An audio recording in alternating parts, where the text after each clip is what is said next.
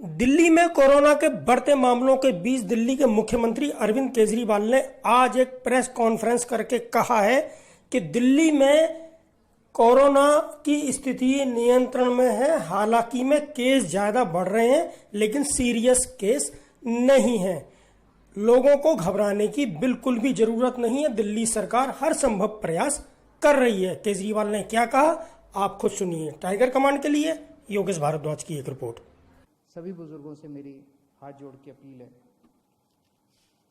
ये जो 6,923 case positive हुए हैं, इनमें केवल 1,300 केस इस टाइम अस्पतालों के अंदर हैं। 1,476 केस केवल अभी अस्पतालों के अंदर हैं। लगभग मोटे मोटे तौर पे 7,000 केस मान लेते हैं पॉजिटिव हुए। 7,000 में से 1,500 के करीब केस जो हैं वो अस्पतालों के अंदर हैं। बाकी सारे केसेस या तो माइल्ड सिम्टम्स हैं और या एसिम्टोमेटिक हैं। और ये 1,500 केस जो अस्पतालों में हैं, इनमें भी 91 केस ऐसे हैं जो आईसीयू में हैं और 27 केस ऐसे हैं जो वेंटिलेटर पे हैं। इनफैक्ट जो सीरियस केस हैं, एक एक केस पे मैं रोज नजर रखता हूँ, रोज उनका पता करता हूँ कि क्या उनको कैसे बचाया जाए। किसी को मरने नहीं देना, अपने को कोशिश ये करनी है कि सब लोग सही सलामत जिंदा ठीक होकर अपने घर लौटें। तो हम ये देख रहे हैं कि अधिकतर केस जो है वो माइल्ड या एसिम्टोमेटिक है। लगभग 75% के करीब केसेस एसिम्टोमेटिक या माइल्ड केसेस हैं। उनका अब केंद्र सरकार ने आदेश निकाले हैं कि उनका इलाज अगर हम चाहें तो उनके घर पे भी हो सकता है, उनको अस्पतालों में आने की जरूरत नहीं है। उसका अब हम लोगों ने इंतजाम किया है। जो लोग एसिम्टोमेटिक होते हैं, जो लोग माइल्ड सिम्टम वाले होते हैं, जिनको थोड़ा सा बुखार है, थोड़ा सा खांसी है, ज़्यादा दिक्कत नहीं है, उन सब लोगों के घर पे इलाज का हमने इंतजाम किया है। हमारी टीम उनके घर पे जाती है, उनके पूरे परिवार को बिठा के सब समझाती है कि आपको कैसे करना है। देख के आती है उनके घर पे पहले कि क्या उनके घर में एक अलग कमरा है, क्या उनके घर में एक अलग टॉयलेट है, क्या उनको अलग से घर के अंदर सोशल आइसोलेशन किया जा सकता है। अगर उनके घर में ये सुविधाएं हैं तो फिर उस मरीज को अपने घर में ही उसका इलाज करने की इजाज़त दी जाती है। इसमें इलाज तो है ही नहीं कोरोना में, तो वो अपने घर में ही आइसोलेट हो जाते हैं। डेली हमारी टीम की तरफ से उनको फ़ोन जाता है, लगातार उनके टच में रहते हैं, उनको फ़ोन नंबर दे दिया जाता है। अगर उनको किसी भी तरह की तकलीफ हो तो वो हमसे संपर्क में रह सकते हैं। जिन लोगों के घर में ऐसे होम क्वारंटाइन करने के लिए अलग से कमरा नहीं है, उन लोगों के लिए फिर हम लोगों ने कुछ कोविड केयर सेंटर बनाए हैं, कोविड हेल्थ सेंटर बनाए हैं। वहाँ पे फिर उन लोगों को हम ले आते हैं, लेकिन और उन लोगों को वहाँ पे हम रखते हैं 13-14 दिन के लिए, जब तक वो नेगेटिव नहीं हो जाते। तो ऐसे कम लोग हैं जो कि सीरियस हैं और ऐसे बहुत कम लोग हैं जो कि जिनकी डेथ हो रही है। एम्बुलेंसेस की थोड़ी दिक्कत हो रही थी। मुझे ये बताया गया था कि कुछ लोगों को फ़ोन करने के बाद एम्बुलेंस के लिए कुछ घंटे इंतज़ार करना पड़ रहा है। कल हम लोगों ने आदेश निकाल के, सरकारी एम्बुलेंस तो थी हमारे पास, हमने कई सारी प्राइवेट अस्पतालों की एम्बुलेंस भी सरकारी सेवा में रिक्विजिशन कर ली है। इसका मतलब ये नहीं है कि वो अपने अस्पतालों के लिए काम नहीं करेगी। जो एम्बुलेंस प्राइवेट में थी और जो एम्बुलेंस प्राइवेट अस्पतालों की थी, वो वहाँ काम करती रहेंगी, लेकिन अगर उनको फ़ोन जाता है और कोई ड्यूटी सरकारी दी जाती है तो उनको वो सरकारी ड्यूटी भी करनी पड़ेगी। ये आदेश निकाल दिए गए हैं। तो इससे मुझे उम्मीद है, अब कई एम्बुलेंस हो गई हैं, इससे मुझे उम्मीद है, कल काफ़ी सारी प्राइवेट एम्बुलेंसेज रिक्विजिशन की गई हैं दिल्ली के अंदर, इससे मुझे उम्मीद है कि एम्बुलेंस की दिक्कत अब ख़त्म हो जानी चाहिए। हमारे बहुत सारे ये जो कोविड की लड़ाई है, ये लड़ाई हमारे डॉक्टर्स लड़ रहे हैं, हमारे नर्सेज लड़ रहे हैं, पुलिस के लोग लड़ रहे हैं, सिविल डिफेंस वॉलंटियर्स लड़ रहे हैं, हमारे बहुत सारे टीचर्स हैं जो लगे हुए हैं, हमारे बहुत सारे आंगनवाड़ी वाले, आशा वर्कर्स हैं, बहुत सारे लोग हैं जो फ्रंट लाइन पे लड़ रहे हैं और वो अपनी एक तरह से मेहनत कर रहे हैं, जान जोखिम में डाल रहे हैं।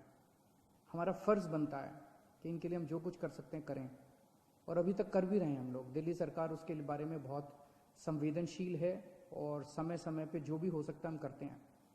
कल हमने आदेश निकाला था कि हमारा Rajiv Gandhi super speciality hospital, जिसको कोविड हॉस्पिटल हमने डिक्लेयर किया है, उसके साथ हम लोगों ने 2-3 5 स्टार होटल्स अटैच कर दिए हैं। एक तरह से वो होटल्स भी अस्पताल का हिस्सा बन गए हैं। अस्पताल ने अपनी फैसिलिटीज़ उधर कर दी है।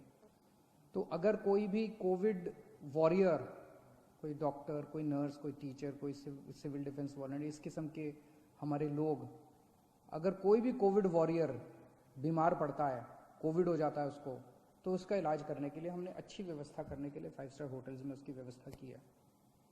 बताइए क्या गलत किया? मुझे तो लगता है कि हमें करना चाहिए, उनके लिए जो कुछ भी कर सकते हैं करना चाहिए। वो रात दिन 24 घंटे हमारे लिए मेहनत कर रहे हैं, अपनी जान दांव पे लगा के कर रहे हैं। उनको कोविड हो सकता है, अगर उनको कोविड हो जाए तो उनको ठीक करने की जिम्मेदारी तो हमारी है ना, फिर पूरे समाज की है, पूरे देश की है। मुझे कल बहुत दुख हुआ जब हमने ये ऑर्डर पास किया तो विपक्ष के लोगों ने इस ऑर्डर का खूब मजाक उड़ाया, इसकी खूब क्रिटिसिज्म किया कि इन लोगों को स्पेशल सुविधाएं क्यों दी जा रही हैं। मैं आपसे पूछना चाहता हूं कि क्या हमारी कोविड से हमारी रक्षा करने वाले कोविड वॉरियर्स को स्पेशल सुविधाएं मिलनी चाहिए कि नहीं मिलनी चाहिए? बिल्कुल मिलनी चाहिए। क्या तकलीफ है अगर 1, 2, 3, 5, 10 करोड़ रुपए खर्च हो गए इन लोगों को बचाने के लिए? इसमें क्या गलत है?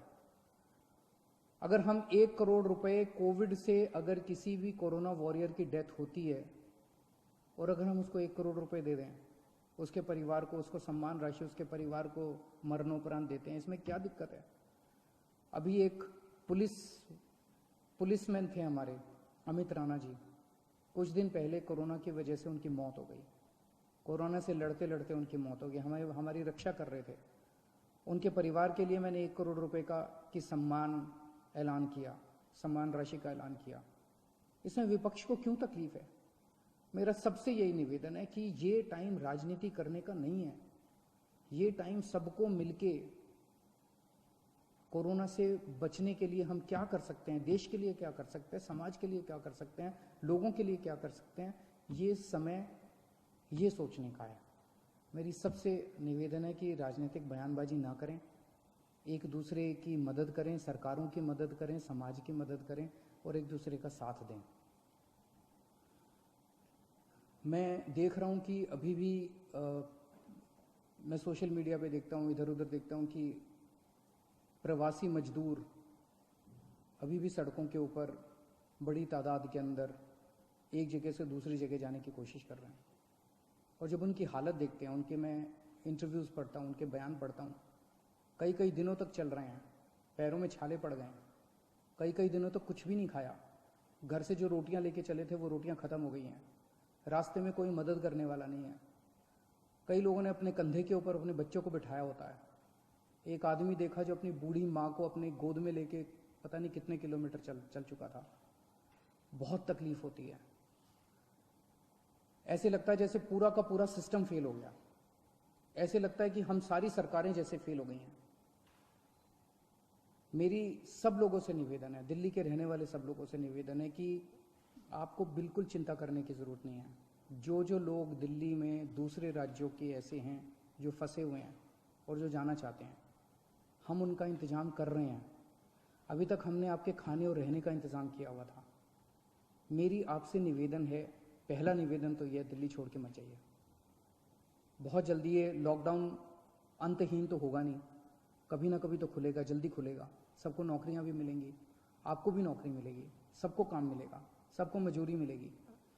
लेकिन अगर कोई फंसे हुए हैं और जाना ही चाहते हैं, हम आपके लिए ट्रेन का इंतजाम कर रहे हैं।